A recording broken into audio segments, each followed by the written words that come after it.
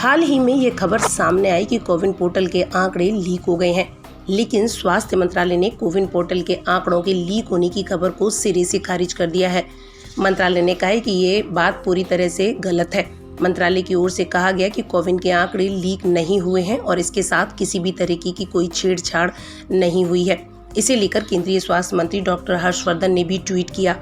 Tweet में उन्होंने लिखा कि कोविन पोर्टल के आंकड़ों के लीक होने की खबर सही नहीं है और किसी भी तरीके की कोई छेड़छाड़ या हैकिंग नहीं हुई है। मंत्रालय की ओर से यह भी कहा गया है कि कोविन सभी टीकाकरण के रिकॉर्ड को पूरी तरह से सुरक्षित और महफूज रखता है। दरअसल यह रिपोर्ट सामने आई थी कि हैकर्स ने कोविन के आंकड़ों को हैक कर लिया है और 150 मिलियन यूजर्स के आंकड़े लीक हो गए हैं, जिन्हें बिक्री के लिए रखा गया है। लेकिन स्वास्थ्य मंत्रालय ने इन रिपोर्ट्स का पूरी तरह खंडन कर दिया है।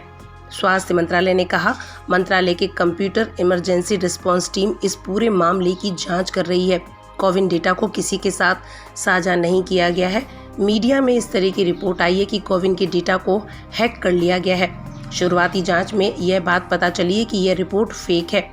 स्वास्थ्य मंत्रालय और empowered group on vaccine administration इसकी जांच भी कर रहे हैं।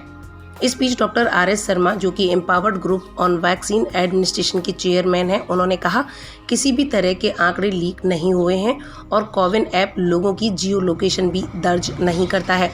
यहाँ आपको यह भी बताते चलें कि कोविन प्लेटफॉर्म पर सरकार ने कई अपडेट किए हैं। इसमें एक अपडेट ये है कि आपका अकाउंट 24 घंटे के लिए ब्लॉक हो सकता है अगर आप कोविन प्लेटफॉर्म पर बार बार सर्च करेंगे। दरअसल केंद्र सरकार ने कोविन प्लेटफॉर्म पर सर्च करने की शर्तें तय कर दी हैं। इसके अंतर्गत कोई इस प्लेटफॉर्म पर 15-15 मिनट के अंतराल पर 50 बार लॉगिन करता है और 1000 बार सर्च करता है तो उसका अकाउंट 24 घंटे के लिए ब्लॉक कर दिया जाएगा। टीकाकरण की नई गाइडलाइन के तहत कोविन प्लेटफॉर्म पर भी कुछ बदलाव किए जाएंगे।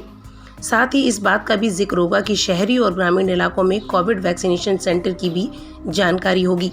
इसके अलावा सरकार ने कोविन पर हाल ही में एक अपडेट ये किया है कि अगर आपके वैक्सीन सर्टिफिकेट में आपके नाम, जन्मतिथि या लिंग में कोई गलती है तो आप उसे खुद कोविन प्लेटफॉर्म पर जाकर सुधार सकते हैं।